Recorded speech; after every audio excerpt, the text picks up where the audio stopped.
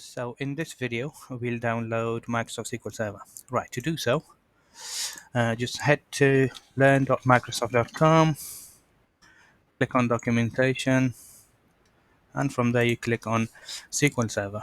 Once you get to the SQL Server, to this page, download SQL Server from the top and right corner. You've got two different editions. You've got the Express edition and you've got the Developer edition, but just click on download now. This will give you the Developer edition. So I've already downloaded this on my system, so I'm just going to go to my file explorer, downloads, and this is the version that we need. Double click. Once double clicked, you will be asked SQL Server 2022 would like to make some changes to your computer. Just say yes to that. Once you've got yes to that one yes to this, then you've got the three options to choose from.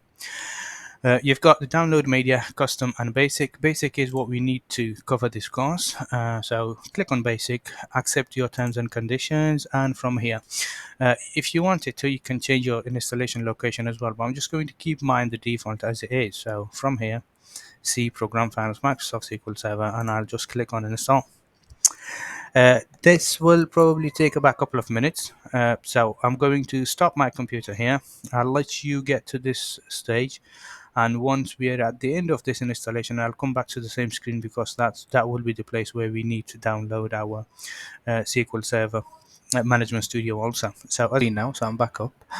Once your file has installed, all the installation of SQL Server is completed, you get to this stage and you get to that screen. On this screen right now, what we need to click on install SSMS. So SSMS is your SQL Server Management Studio. It is an IDE. It is an environment for you to write your queries and connect to database. So we click on this one and we'll finish this video here. We will start and pick up installation the SQL Server from our next video. So yeah, see you in the next video.